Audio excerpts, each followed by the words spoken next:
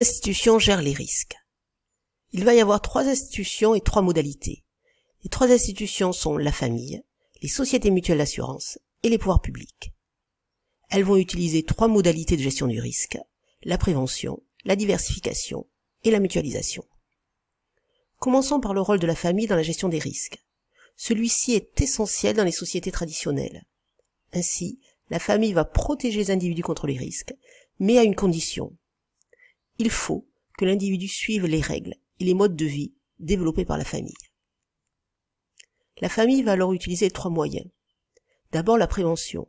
Le premier moyen est d'éviter le risque. Le deuxième est par exemple de mettre en œuvre une épargne de précaution. Placer une partie de son revenu pour faire face à des dépenses imprévues. La famille va aussi utiliser la diversification. C'est-à-dire que pour les placements, elle va répartir l'épargne entre des actifs différents. Au niveau des activités économiques, c'est par exemple combiner plusieurs activités. Pour une agriculture, mettre en place la polyculture. Ou bien, au niveau des emplois, dans un couple, avoir un indépendant et un fonctionnaire. Cette diversification va alors assurer la mutualisation. Par exemple, lors d'une faillite, la perte de revenus de l'indépendant sera compensée par son conjoint fonctionnaire. Ou bien, la perte de revenus qui provient du chômage d'un jeune va être compensée par ses parents qui vont l'héberger. Deuxième institution qui vont gérer les risques. Les sociétés et les mutuelles d'assurance. Elles ont alors un rôle important dans les sociétés modernes. Les sociétés mutuelles d'assurance ont un objectif, c'est assurer. Elles vont donc réunir une communauté de personnes qui cotisent, et ensuite, elles vont indemniser ceux parmi ses membres qui subiraient des dommages matériels ou corporels en cas de réalisation du risque. On a alors une redistribution horizontale entre ceux qui ont plus de chance et ceux qui en ont moins. Les sociétés et les mutuelles d'assurance ont 2 statuts juridiques différents. Les sociétés d'assurance sont des entreprises. La plupart du temps, ce sont des sociétés anonymes, alors qu'une mutuelle relève du secteur de l'économie sociale et solidaire. Leur but est aussi différent. Une société d'assurance a pour objectif de réaliser des bénéfices et d'en distribuer une partie aux actionnaires. Ce n'est pas l'objectif de la mutuelle. Son but est de concilier activité économique et utilité sociale. Enfin, leur mode de gouvernance est différent. Dans une société d'assurance, c'est le conseil d'administration qui est élu par les actionnaires, alors que dans une mutuelle, ce conseil d'administration est élu par les adhérents, appelés aussi sociétaires.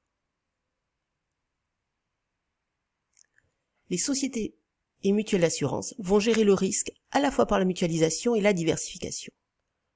D'abord par la mutualisation, puisque l'assurance est basée sur la loi des grands nombres. Ainsi, on va pouvoir en déduire que plus le nombre d'assurés est important, plus on pourra prévoir le nombre d'événements avec précision.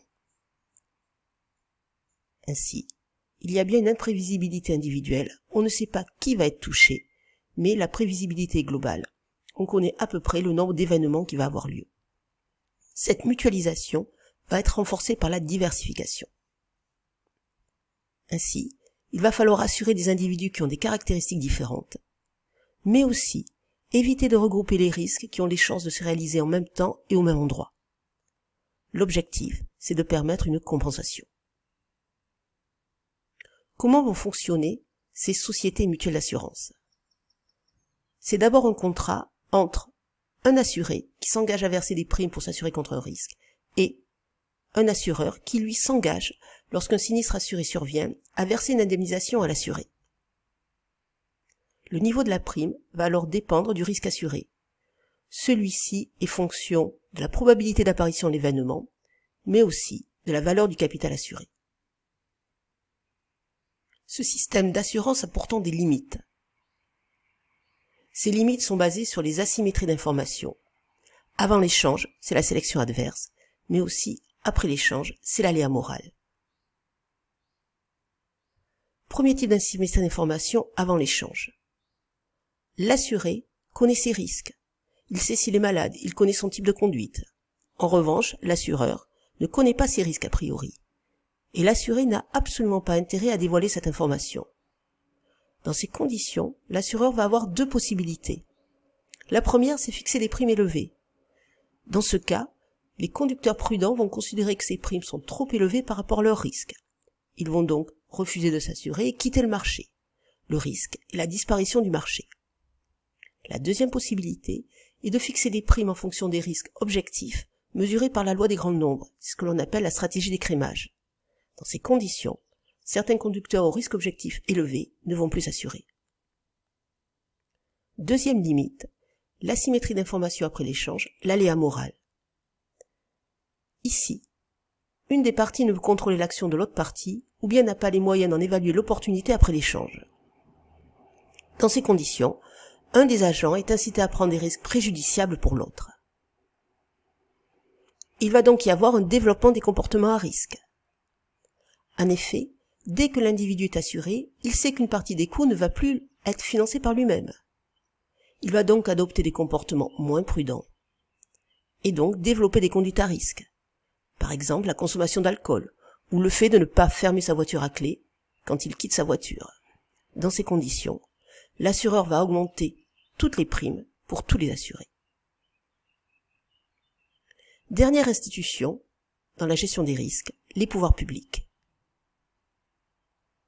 Les pouvoirs publics vont être obligés d'intervenir car la protection par la famille et les sociétés d'assurance contre les risques est insuffisante. En effet, tous les individus ne vont pas être protégés par ces deux institutions. D'abord, la famille est une institution insuffisante pour gérer les risques. Premièrement, sa protection n'est donnée que sous condition. Il faut suivre des règles et des modes de vie. Ensuite, toutes les familles ne peuvent pas protéger leurs membres. Cela dépend du revenu des familles, mais aussi de sa composition. Le développement des familles monoparentales rend difficile la gestion des risques. Ensuite, les sociétés mutuelles d'assurance ne peuvent pas automatiquement protéger tous les individus. D'abord, parce qu'elles refusent d'assurer certains individus du fait de risques objectifs élevés. Ensuite, parce que certains individus ont des revenus trop faibles pour s'assurer. Ainsi, les pouvoirs publics ont un rôle essentiel dans la gestion des risques.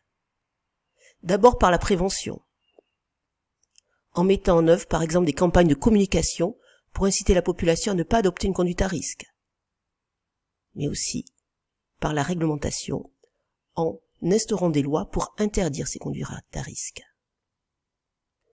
Autre moyen, la protection sociale. C'est l'ensemble des institutions et des mécanismes de prise en charge collective des conséquences pour les individus des risques sociaux. Cette protection sociale va assurer alors une mutualisation. Tous les citoyens vont financer les dépenses de protection sociale.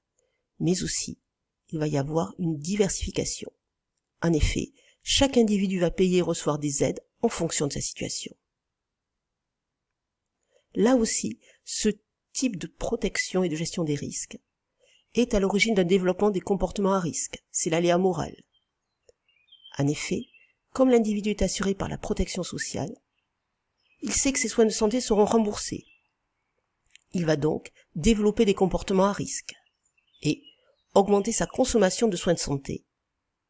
Il va donc y avoir une augmentation des dépenses publiques.